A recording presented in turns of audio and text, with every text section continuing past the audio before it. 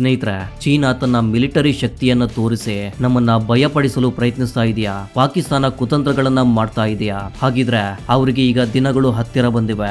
ಭಾರತೀಯ ವಿಜ್ಞಾನಿಗಳು DRDO ಜೊತೆಗೂಡಿ ಒಂದು ಅದ್ಭುತ ಯುದ್ಧ ವಾಹನವನ್ನ ಸಿದ್ಧಪಡಿಸಿದ್ದಾರೆ. ಅದರ ಹೆಸರು ಕೇಳಿದ ಕೂಡಲೇ ಚೀನಾದ ಡ್ರ್ಯಾಗನ್ ಶಿಬಿರದಲ್ಲಿ ನಡುಕ ಶುರುವಾಗಿದೆ.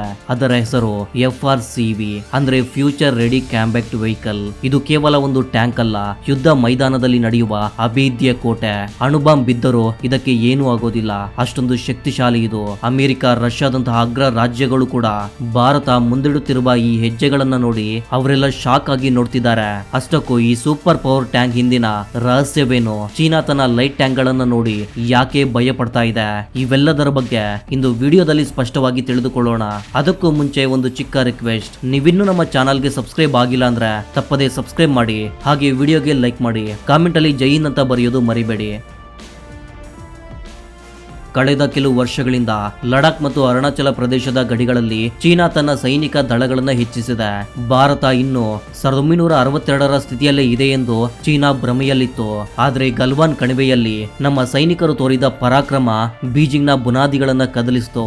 ಆಯುಧಗಳಿಲ್ಲದೆ ಚೀನಾದ ಸೈನ್ಯವನ್ನ ಮಣ್ಣು ಮುಕ್ಕಿಸಿದೆ. ನಮ್ಮ ಸೈನಿಕರ ಧೈರ್ಯವನ್ನ ನೋಡಿ ಪ್ರಪಂಚ ಆಶ್ಚರ್ಯಪಟ್ಟಿತು. ಇಂದು ನಮ್ಮ ಗಡಿಗಳಲ್ಲಿ ತೇಜಸ್ ವಿಮಾನಗಳು ಗರ್ಜಿಸ್ತಾ ಇವೆ, ರಫೇಲ್ ತಂಡಗಳು ಕಾವಲುಗಾರಿಕೆ ಮಾಡ್ತಿವೆ, ಭೂಮಿಯ ಮೇಲೆ ಬ್ರಹ್ಮೋಸ್ ಕ್ಷಿಪಣಿಗಳು ಶತ್ರುವಿಗಾಗಿ ಕಾಯ್ತಿವೆ. ಆದರೆ ಯುದ್ಧದಲ್ಲಿ ಭೂಭಾಗದ ಮೇಲೆ ಆಧಿಪತ್ಯ ಸಾಧಿಸಲು ಟ್ಯಾಂಕುಗಳು ಅತ್ಯಂತ ಮುಖ್ಯ. ರಷ್ಯಾ ಯುಕ್ರೇನ್ ಯುದ್ಧವು ಒಂದು ವಿಷಯವನ್ನ ಸ್ಪಷ್ಟಪಡಿಸಿದೆ. ಹಳೆಯ ತಲೆಮಾರಿನ ಟ್ಯಾಂಕ್ಗಳು ಆಧುನಿಕ ಡ್ರೋನ್ಗಳ ಮುಂದೆ ಕಬ್ಬಿಣದ ತುಂಡುಗಳಾಗಿ ಬದಲಾಗ್ತಿವೆ. ಈ ಪಾಠವನ್ನ ಕಲಿತ ಭಾರತವು ಪ್ರಪಂಚದ ಅತ್ಯಂತ ಆಧುನಿಕವಾದ FRCV ಪ್ರಾಜೆಕ್ಟ್ ಅನ್ನ ವೇಗಗೊಳಿಸಿದೆ. DRDO ಅಭಿವೃದ್ಧಿ ಪಡಿಸ್ತಾ ಇರುವ FRCV ಟ್ಯಾಂಕ್ ಪ್ರಸ್ತುತ ಇರುವ T-72 ಮತ್ತು T-90 ಭೀಷ್ಮ ಟ್ಯಾಂಕ್ಗಳ ಸ್ಥಾನವನ್ನ ಭರ್ತಿ ಮಾಡಲಿದೆ. ಇದರ ವಿಶೇಷತೆಗಳನ್ನ ಕೇಳಿದ್ರೆ ನೀವು ಶಾಕ್ ಆಗ್ತೀರಾ. 3 ಲೇಯರ್ನ ಪ್ರೊಟೆಕ್ಷನ್ ಅಂದ್ರೆ 3 ಹಂತದ ರಕ್ಷಣೆ. ಈ ಟ್ಯಾಂಕ್ಗೆ ರಕ್ಷಣಾ ಕವಚ 3 ಹಂತಗಳಲ್ಲಿ ಇರುತ್ತದೆ.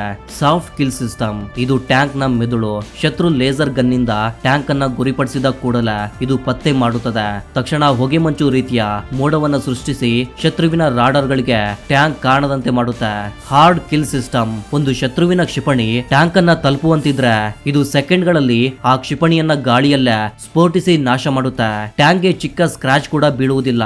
CBRN ಪ್ರೊಟೆಕ್ಷನ್, ಇದು ಅತ್ಯಂತ ಭಯಂಕರ ಫೀಚರ್. ಕೆಮಿಕಲ್, ಬಯಾಲಜಿಕಲ್, ರೇಡಿಯೋಲಾಜಿಕಲ್ ಮತ್ತು ನ್ಯೂಕ್ಲಿಯರ್ ದಾಳಿಗಳಿಂದ ಟ್ಯಾಂಕ್ ಒಳಗಿನ ಸೈನಿಕರನ್ನ ರಕ್ಷಿಸುತ್ತೆ. ಹೊರಗೆ ಅಣುಬಾಂಬ್ ಸ್ಫೋಟವಾಗಿ ಗಾಳಿ ವಿಷಕಾರಿಯಾದ್ರೂ ಕೂಡ ಟ್ಯಾಂಕ್ ಒಳಗಿನವರಿಗೆ ಶುದ್ಧ ಗಾಳಿ ಸಿಗುತ್ತೆ.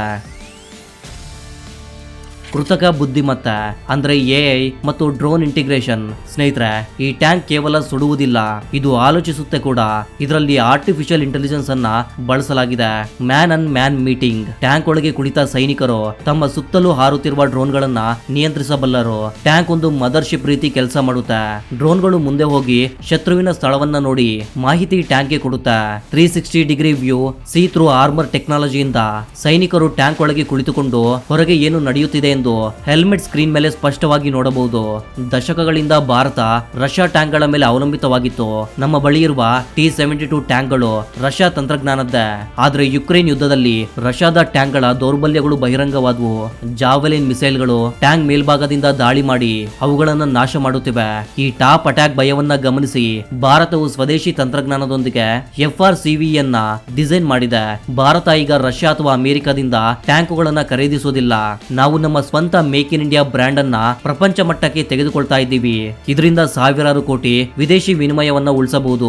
ಜೊತೆಗೆ ನಮ್ಮ ರಕ್ಷಣಾ ರಹಸ್ಯಗಳು ನಮ್ಮ ಬಳಿಯೇ ಸುರಕ್ಷಿತವಾಗಿರುತ್ತೆ. ಚೀನಾ LAC ಬಳಿ ತನ್ನ Type 15 ಲೈಟ್ ಟ್ಯಾಂಕ್ ಗಳನ್ನ ನಿಯೋಜಿಸಿದೆ. ಅವು ಪರ್ವತ ಪ್ರದೇಶಗಳಲ್ಲಿ ವೇಗವಾಗಿ ಚಲಿಸುತ್ತವೆ ಎಂದು ಚೀನಾ ಗರ್ವ ಪಡ್ತಾ ಇದೆ. ಆದ್ರೆ ಭಾರತದ FRCV ಟ್ಯಾಂಕ್ ಕೇವಲ 50 ಟನ್ ತೂಕದೊಂದಿಗೆ ಇದ್ದು ಪರ್ವತ ಪ್ರದೇಶಗಳಲ್ಲೂ ಚಿರತೆಯಂತೆ ಓಡಬಲ್ಲದು.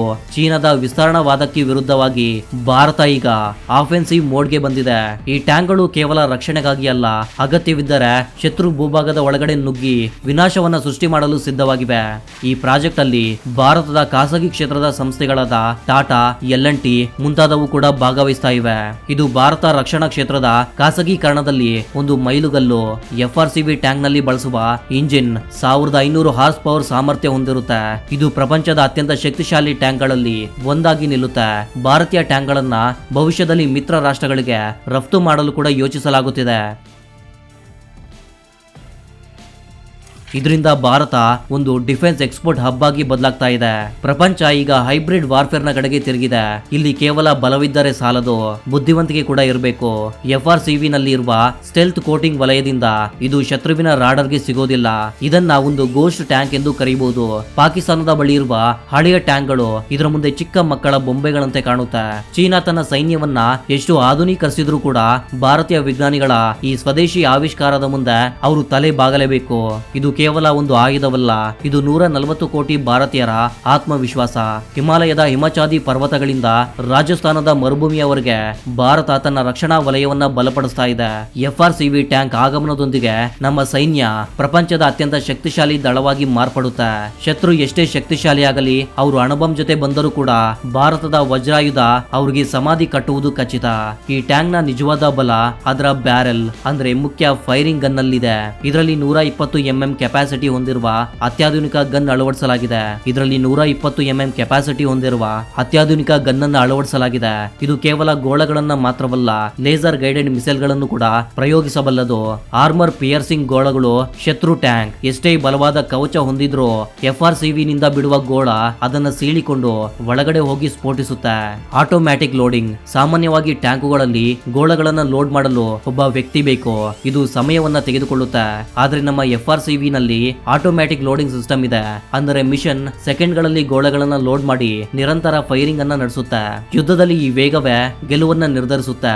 ಶತ್ರು ಎಚ್ಚರವಾಗುವ ಮೊದಲೇ ಅವನ ಟ್ಯಾಂಕ್ ಬೂದಿಯಾಗುತ್ತೆ. ಸ್ನೇಹಿತರೆ, ಈ ಟ್ಯಾಂಕ್ ಇರುವ ಸ್ಟೆಲ್ತ್ ಕೆಪಾಸಿಟಿ ಬಗ್ಗೆ ನಿಮ್ಗೆ ತಿಳಿದ್ರೆ ನೀವು ಆಶ್ಚರ್ಯ ಪಡ್ತೀರಾ. ಇದ್ರ ಮೇಲೆ ವಿಶೇಷ ಕೋಟಿಂಗ್ ಇರುತ್ತೆ. ಇದು ಟ್ಯಾಂಕ್ ನಿಂದ ಹೊರಬರುವ ಶಬ್ದವನ್ನ ಮತ್ತು ತಾಪಮಾನವನ್ನ ಅಂದ್ರೆ ಇನ್ಫ್ರಾರೆಡ್ ಸಿಗ್ನೇಚರ್ ಅನ್ನ 50% ಗಿಂತ ಹೆಚ್ಚು ಕಡಿಮೆ ಮಾಡುತ್ತೆ.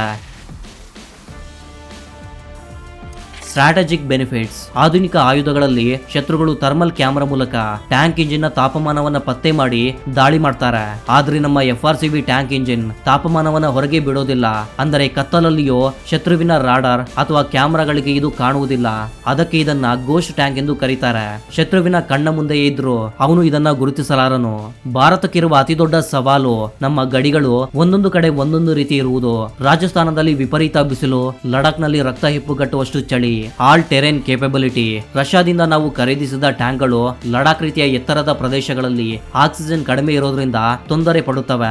ಆದರೆ FRCV ಯನ್ನ ನಮ್ಮ ಇಂಜಿನಿಯರ್ಗಳು ಹಿಮಾಲಯಕ್ಕಾಗಿ ವಿಶೇಷವಾಗಿ ಡಿಸೈನ್ ಮಾಡಿದ್ದಾರೆ. -40 ಡಿಗ್ರಿ ಚಳಿಯಲ್ಲೂ ಇದರ ಇಂಜಿನ್ ಗರ್ಜಿಸುತ್ತೆ. Light weight power. ಇದು ಕೇವಲ 50 ಟನ್ ತೂಕವನ್ನು ಹೊಂದಿರುತ್ತೆ.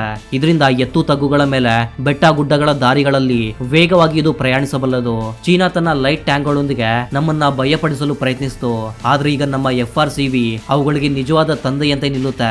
ನಿಮ್ಗೆ ಗೊತ್ತಾ, ಫಿಲಿಪೀನ್ಸ್, ವಿಯೆಟ್ನಾಂ ಮತ್ತು ಕೆಲವು ಆಫ್ರಿಕಾ ದೇಶಗಳು ಈಗಾಗಲೇ ಭಾರತ ತಯಾರಿಸ್ತಾ ಇರುವ ಆಯುಧಗಳ ಮೇಲೆ ಆಸಕ್ತಿಯನ್ನು ತೋರಿಸ್ತಾ ಇವೆ. FRCV ಟ್ಯಾಂಕ್ ಪೂರ್ತಿ ಮಟ್ಟದಲ್ಲಿ ಲಭ್ಯವಾದ್ರೆ ಇದು ಪ್ರಪಂಚದಲ್ಲಿ ಅತ್ಯಧಿಕ ರಫ್ತಾಗುವ ಟ್ಯಾಂಕ್ ಆಗುತ್ತೆ. ಯಾಕಂದ್ರೆ ಅಮೆರಿಕಾಗೆ ಸೇರಿದ ಅಬ್ರಹಂ ಟ್ಯಾಂಕ್ಗಳು ಬಹಳ ದುಬಾರಿ ಮತ್ತು ಅಧಿಕ ತೂಕವನ್ನು ಹೊಂದಿವೆ. ಭಾರತ ನೀಡುವ ಕಡಿಮೆ ಬೆಲೆ, ಹೆಚ್ಚು ತಂತ್ರಜ್ಞಾನದ ಆಫರ್ ಮುಂದೆ ಯಾವ ದೇಶವೂ ನಿಲ್ಲಲಾರದು. ಇದು ನಮ್ಮ ದೇಶಕ್ಕೆ ಮಿಲಿಯನ್ಗಳ ವಿದೇಶಿ ವಿನಿಮಯ ತರುತ್ತೆ. ಅಮೆರಿಕ ರಕ್ಷಣಾ ಕೇಂದ್ರ ಪೆಂಟಗಾನ್ ಸಹ ಭಾರತೀಯ ವಿಜ್ಞಾನಿಗಳ ಮೇಧಸ್ಸನ್ನು ನೋಡಿ ಆಶ್ಚರ್ಯ ಪಡುತ್ತಿದೆ. ಭಾರತ ಎಂದಿಗೂ ಕೇವಲ ಆಯುಧಗಳನ್ನ ಖರೀದಿಸುವ ದೇಶವಲ್ಲ, ಆಯುಧಗಳ ಮಾಯಾಜಾಲವನ್ನ ಸೃಷ್ಟಿಸುವ ದೇಶ ಎಂದು ಅವರಿಗೆ ಅರ್ಥವಾಯಿತು. ಚೀನಾ ತನ್ನ J-20 ವಿಮಾನಗಳನ್ನ ಅಜೇಯ ಎಂದು ಪ್ರಚಾರ ಮಾಡಿಕೊಂಡಂತೆ ಭಾರತ ತನ್ನ FRCV ಟ್ಯಾಂಕ್ ನೊಂದಿಗೆ ಆ ಪ್ರಚಾರವನ್ನ ಧ್ವಂಸ ಮಾಡಿದೆ.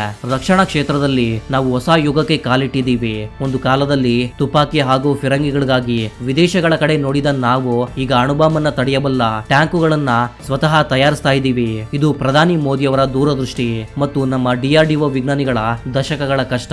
ಮುಂಬರುವ ದಿನಗಳಲ್ಲಿ ಭಾರತ ಡಿಫೆನ್ಸ್ ಪ್ರಪಂಚವನ್ನ ಆಳುವ ಸಾಧ್ಯತೆ 100% ಇದೆ. ನಿಮ್ಗೇನನ್ಸುತ್ತೆ? ಭಾರತ ತೆಗೆದುಕೊಂಡ ಈ ನಿರ್ಣಯ ಚೀನಾದ ಅಹಂಕಾರವನ್ನ ತುಳಿಯುತ್ತದೆಯೇ? ನಮ್ಮ ವಿಜ್ಞಾನಿಗಳ ಕೃಷಿಯ ಮೇಲೆ ನಿಮ್ಮ ಅಭಿಪ್ರಾಯವೇನು? FRCV ಟ್ಯಾಂಕ್ ಆಗಮನದೊಂದಿಗೆ ಪಾಕಿಸ್ತಾನ ಮತ್ತು ಚೀನಾ ಯುದ್ಧ ಮಾಡುವ ಧೈರ್ಯ ಮಾಡ್ತಾರಾ? ನಮ್ಮ ದೇಶದ ರಕ್ಷಣಾ ಕ್ಷೇತ್ರ ಇದೇ ರೀತಿ ಅಭಿವೃದ್ಧಿ ಆಗಬೇಕೆಂದು ನೀವು ಬಯಸ್ತೀರಾ? ಕಾಮೆಂಟ್ ಸೆಕ್ಷನ್ ಅಲ್ಲಿ ತಪ್ಪದೆ ನಿಮ್ಮ ಅಭಿಪ್ರಾಯವನ್ನ ತಿಳಿಸಿ. ನಮ್ಮ ದೇಶ ಭದ್ರತೆಗಾಗಿ ಕೆಲಸ ಮಾಡ್ತಿರುವ ಆ ಮಹಾನ್ ವ್ಯಕ್ತಿಗಳಿಗಾಗಿ ಪ್ರತಿಯೊಬ್ಬರು ಜೈ ಹಿಂದ್ ಅಂತ ಕಾಮೆಂಟ್ ಮಾಡಿ. ಈ ವಿಡಿಯೋ ನಿಮ್ಗೆ ಇಷ್ಟವಾದ್ರೆ ತಪ್ಪದೆ ಒಂದು ಲೈಕ್ ಮಾಡಿ ಹಾಗೂ ನಿಮ್ಮ ಸ್ನೇಹಿತರೊಂದಿಗೆ ಶೇರ್ ಮಾಡಿ. ಇಂತಹ ಹೆಚ್ಚಿನ ವಿಡಿಯೋಗಳಿಗಾಗಿ ನಮ್ಮ ಚಾನಲ್ಗೆ ಈಗಲೇ ಸಬ್ಸ್ಕ್ರೈಬ್ ಮಾಡ್ಕೊಳ್ಳಿ. ಇದೇ ರೀತಿಯ ಮತ್ತೊಂದು ಇಂಟ್ರೆಸ್ಟಿಂಗ್ ಆದ ವಿಡಿಯೋದ ಜೊತೆಗೆ ಮತ್ತೆ ಸಿಗ್ತೀನಿ. ಅಲ್ಲಿವರೆಗೂ ಜೈ ಹಿಂದ್, ಜೈ ಕರ್ನಾಟಕ.